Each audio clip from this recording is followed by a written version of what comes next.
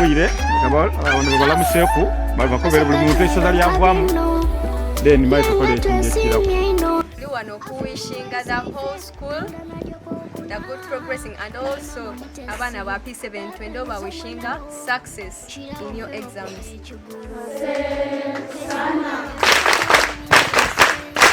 Kyenda mwemale mwino mani just kyemba kubiriza mwikiririzeemu mukole ki P7 ebibuuzo bantu babatiisa mbu babizi wayi mwikiririzeemu ekyo kyonka kiti nakuyikiriza mu Katonda.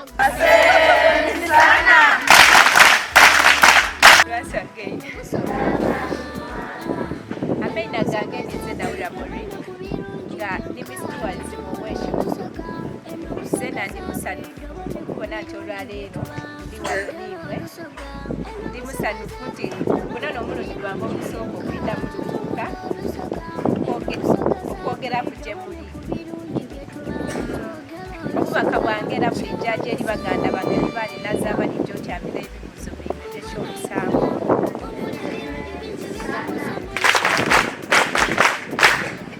nga nibakoba nti ebintu bye babeere babasomesanga nebyo ebintu bye ne bemuli ijjakola ezira kintu kiri ijjashukamu just believe in yourself efforts daimwe dona demukoze kidiri ijja kugiiramu awo abasomesa babaweire ekimala mukidi ekyo tibasomesa so then olunaku olwo luba lutuuse mukola ekyo kye babako byokola ki okukola ezira kijja kudeema ng'ate mwesize omutonzi totandika pepa nga tosabye kini kyo buli kimu Katonda n'akola ki n'asooka mbende ino mwena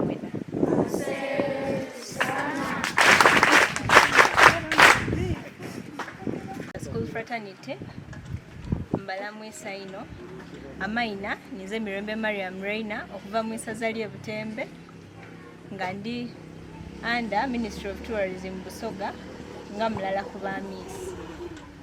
Nze message yange eri ba candidates baife tutatya ba invigilate abajjo kubanga bali tukuma muki mu bibuuzo kuba bona babatoire mu masomero gaibwa agandi baido kolaki baido kumano so mubatwale nga we mubaire mu bana basomesa baime muki mu exam tibana majje nti babatoire eyo kuidaba kumabona bantu nga ife era basomesa oboli funamu obuzibu mu kibuuzo osobola owanika omukono wakolaki wamwebuuzaako ebibuuzo bye tibikyuka wazira kiyaka kyetulyakolaki kyetujyabakoba empapula demulikola Uganda yona derikola dejokola questions doti dikyuka dijasigala nga nedo imwe msigale nekyabasomesa kyabakobye ate mutapapira bibuuzo soma ekibuuzo kitegeere mokoleki mokiiremu niwe obanga obaire nti okidi nti kino omusomesa kyabaire abuuzanga ng'okikakasa era mokoleki kuba oyinza okiiramu nga kino engeri gye bakoze eki gye bakiseetinze nze byo n'ebigambo byange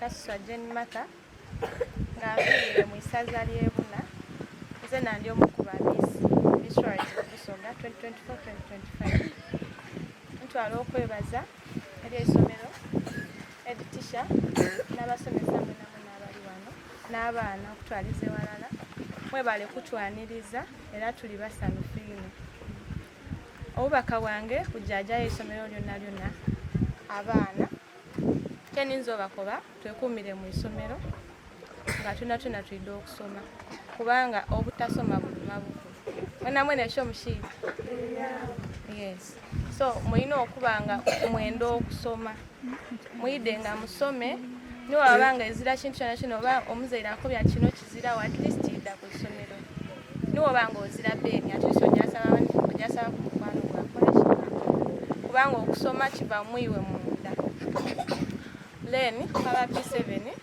congratulations to you all nditwala okubayozaayoza mwena okutuukamu ekyo ekibiina kubanga tibyangu tona twabibitamu n'okutuuka ife gye tuli tona twabitamu eyo so kati kyendibakoba mube bagumu mutegeere nti ezira kintu kyona kijaba kiyakamu edo pepa ze muli gyakola buli kimu kyemusomanga nebyo byene ebijja kuyida just kyensobola bakoba nti mutapapa ng'olijja okola pepa sooka weetegereza ekibuuzo oyiremu okisome memala okole ki okyansalinge naye ebigambo byange. Thank you so very much.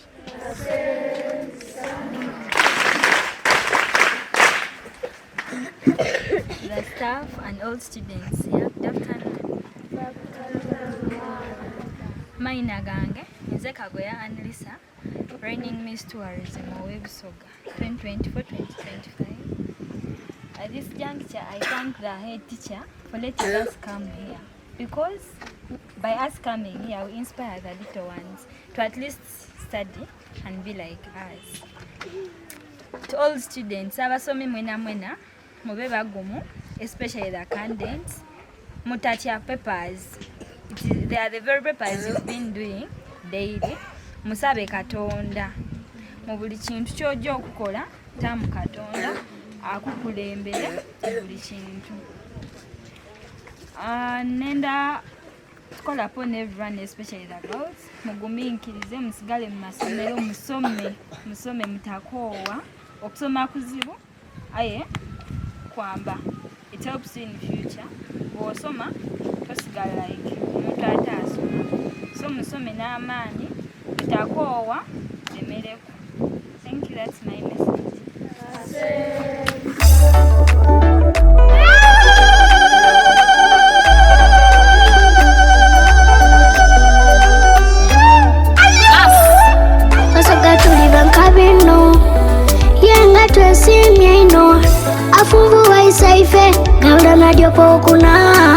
Ni mama mutesi baba nizo mwanawo kirabo febo kuba ekigulu ebirungi byebusoga n'ebindese fona zaabu mu busoga abasoga tuli barungi tulirira tambala bulungi emisomo tugimala. Come on to the part of Uganda, busoga my motherland.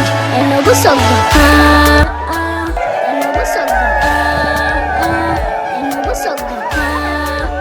Amakadaga abeo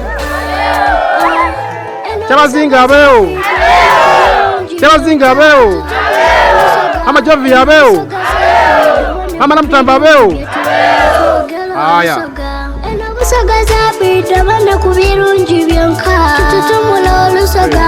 Eno busoga zabwidde bana ku birungi bye tuba twogera olusoga. Kyewuunyisa ino mubona ikula omuli ebirungi bingi byetakusoma iso ng'omigashira lusoze kagula olutindo luyaka ne busoga beerolera wano busiteme ekibira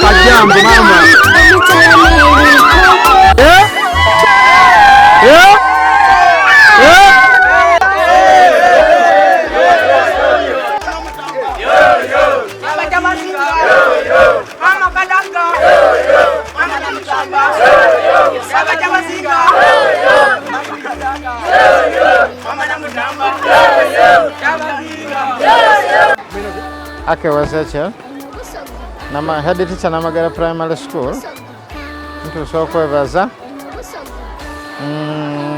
Minister Helen Namatamba wa Busoga Tourism nebaza mama Rebecca Kadaga alo bagizi batukolera eri abawala bona nga bajokola PLE niba tuwere byona tusimaino la tusimirala tibatola ngoko.